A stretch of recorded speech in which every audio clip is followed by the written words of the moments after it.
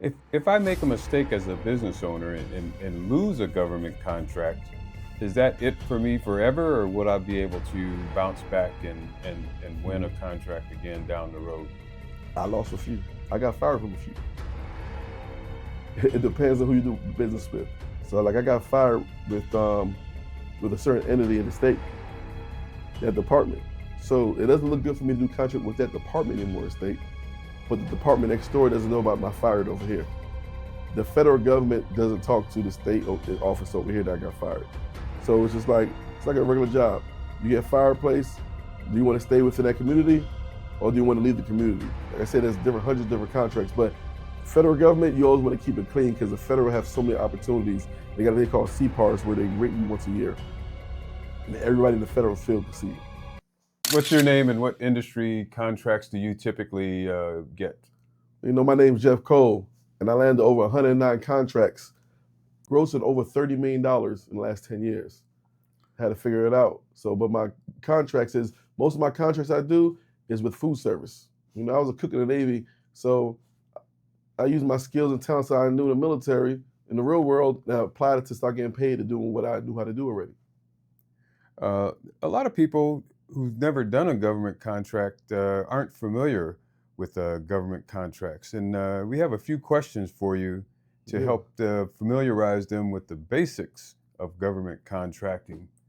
So let's start with what is a government contract? That's the thing, with a key question. I think a lot of people don't understand what a government contract is.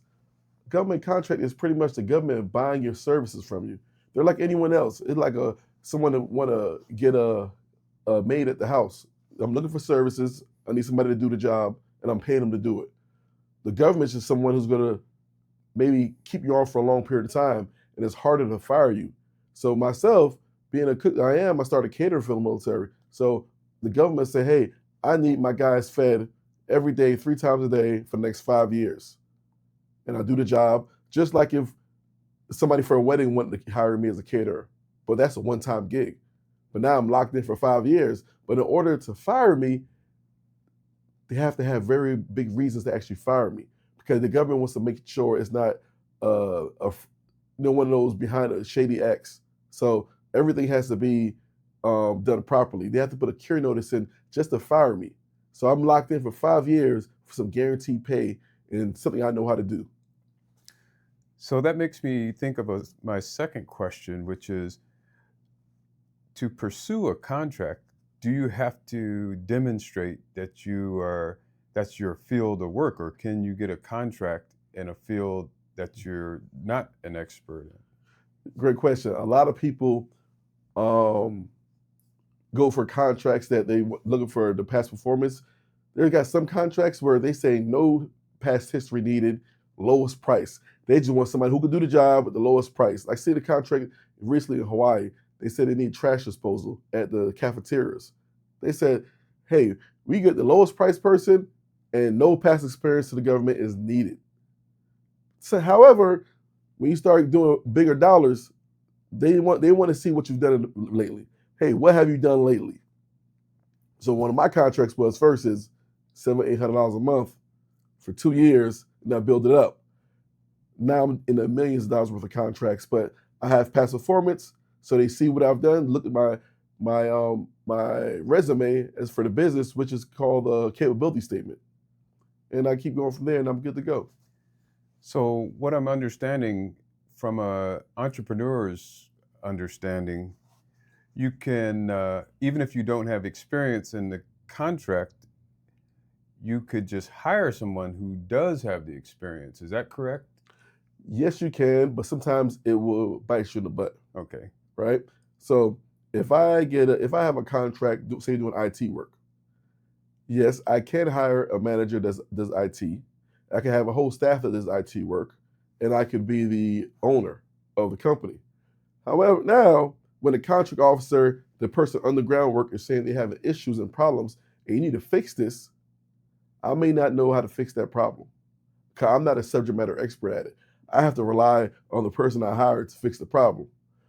It can be done, but it was a scary. So I always tell people, go with contract that you really know how to do. There's a lot of common sense things out there. Like I seen a contract where they said the airport is given a contract for the lost and found department. I don't know, is it hard to run a lost and found department? I think I can figure that out. What type of businesses win government contracts typically? Um, any business wins a government contract. So maybe I should reword the Mhm. question to read, what's what field, um, what industry typically has the most contracts out there? Is it construction or catering? It's rough to answer that question because every day in the federal field is 95,000 contracts released. And then on top of that, you have to know who's your buyer. When you say contracts, you have federal, which is the big boy contracts, the sam.gov. Then you have the state contracts. Then you have the county contract. Then you have the city contracts. And then you have individuals. You have the schools. You have the prisons. You have, in one city, there may be 30 different government contracts in that one city. But everybody's looking at one area, federal. You got to look at everyone. So I don't know if there's a area that wins the most, but if so many contracts come out in one day, I think in the federal government, I think 95,000 daily contracts get released. You have to pick what you know, zone in to one contract, one area, and stick to it. Because if not, your head is on a swivel. You see something every day, and now you can't stay focused, and then you bid zero contracts. Is your advice to a veteran who owns a company the same as your advice to a veteran who has a disability rating? Or is your advice the same to both of those individuals? Um, a veteran that owns a company, I would say see if you get 0% disabled. If you get become a 0% disabled, because my veterans understand what that is. Become certified 0%. Now, when you become a certified disabled veteran-owned business, with the federal government, they have this thing called set-asides that is saying, hey, we're only letting service disabled veteran businesses bid on these contracts, which is the VA. The VA goes veteran first. So they go for disabled veterans first. So now if we go on a small business contract, I might have a contract that we submit and 10 to 20 people are bidding on that contract. Now, if we go serve disabled veteran owned business with the VA, two or three people sitting in the room with you. So the chances are a lot better. And my personal preference is I love to sit with the VA because the VA love veterans. So if I've never looked at it before, where can I find government contracts to bid on? The first thing you want to do is you look for federal. Federal is sam.gov, right? Then you also want to go to your state. You want to go look at your state procurement. If California is e-cal procurement. If you're in Texas, Google Texas procurement bids open for bids. Then you want to look at your city. So in San Diego, I look for San Diego County. I Google San Diego County contracts, opportunities. Then I look for the San Diego City opportunities. Then I'm going to look at the Lemon Grove and the La Mesa and the El Cajon, all the little small cities around there, their contracts. And then I'm going to look at the port, right? And then I'm going to look at the airport, and they all have different channels. Um, when I looked at a contract, when I looked at an RFP before, it asked me for the NAICS codes. How do I find mine? And what are NAICS codes? So your next code is something that is your industry based. It's something that identifies your industry and what you do. So if you're a barber, if you're a janitorial person, if you're construction, go to nextcodesearch.com, right? You go to next is NAICS.com and you search your next code and you find your number. And the great thing about it is it'll even find your industry number and it'll find your competition. It shows me my competition is making billions of dollars a year. So it tells you where you land and where your competition is as well. If I can't be a prime contractor, can I be a subcontractor? Yes, you can be a subcontractor, but I do not advise it. Subcontractors could get fired day of, right? So everybody go out there is like, hey, I want to be a sub. Why not go for the prime? You be a subcontractor. This is where it gets tricky because the owner of company A go have coffee and go have some drinks with somebody, And then now he finds a new buddy that he wants to subcontract to, and he can fire you for no reason and hire that next person. But you're in the prime, you're locked in with the government, and it's very hard for them to fire you. So it's your chance. You can be a subcontractor, but those are relationship based. I like the black and white base that you have to give me a contract for this reason, and it's not over a glass of wine. What are a couple of elements to a winning proposal? Well, when you look at proposals, you get technical proposals when you start getting the $1 million plus a year contracts. The government just wants to know. It's like it's high school. If you went to high school, not even college, if you went to high school, they ask you a question. I would have a contract that says, "Hey, we need the troops fed in facility A, facility B, facility C, and they're in 3 different areas, and we have one kitchen in the middle. How are you going to do it?" We answered an essay form. We said, "This is how we're going to attack it. I'm gonna have operations person. I'm gonna have a cook. We're gonna cook here, and we're gonna send the meals here 30 minutes ahead of time, and we're gonna have different servers there." So all you're doing is technical proposals, answering the questions of best your ability of how you're gonna do the job. They just want to know how you're gonna do the job, and you're good to go. You don't never pay anybody to do a technical proposal. Just look at it like high school. If you can read, you can write, answer the questions, and go for it. Uh, what happens after I win a contract? That's when it gets nice. You win the contract, now you're worried. Now you got chills. Oh, wow, I won a $5 million contract. What do I do? Right? So now you want to make sure everything's set up. You want to make sure you're going to figure out, when does the contract start? You have your insurances in place. You have your people in place. You got payroll set up. Are you going to hire the right people?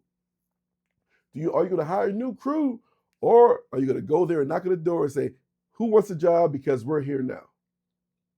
And that's where it goes. What are a couple of mistakes to avoid after winning the contract?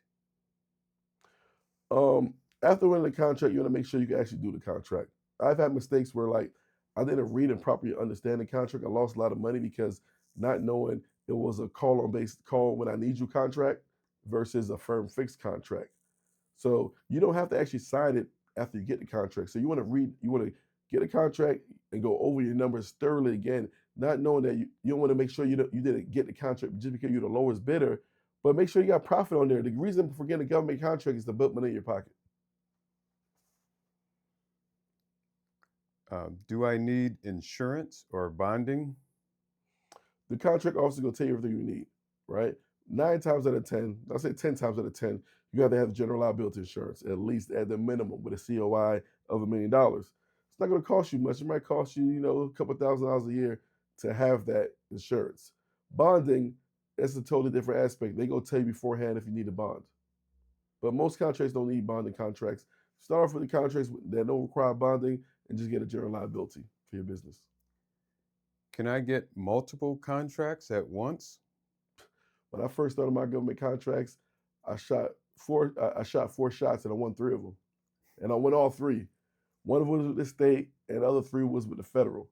You can stack and stack all you want, but you better do that job. You better complete the contract.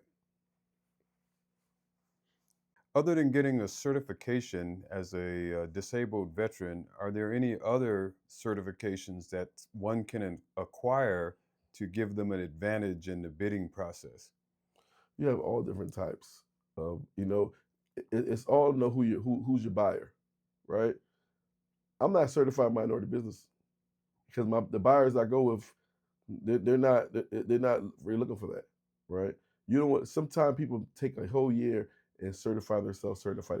You be certified minority, certified woman-owned business, certified disabled veteran-owned business, certified small business, certified um, small local business.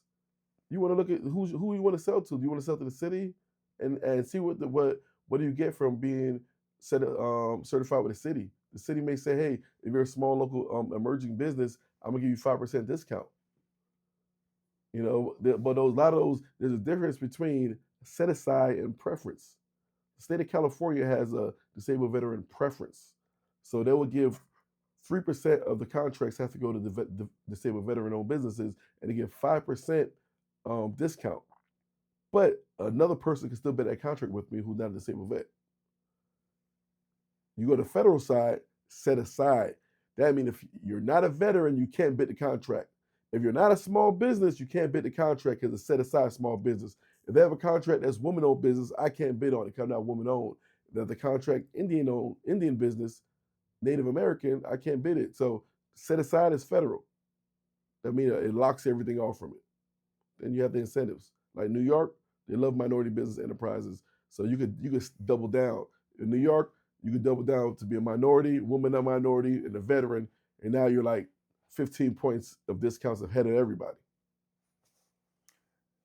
So if I win a contract, when can I typically expect to get paid? I mean, how frequently, or when I submit an invoice, is it typically net 30, net 60, net 90? Everybody's different. Federal government is net 30. Small businesses are allowed to invoice weekly. However, it depends on the contract officer. I could submit a contract on Monday and be paid by Wednesday. The relationship with the contract officer, with the federal government.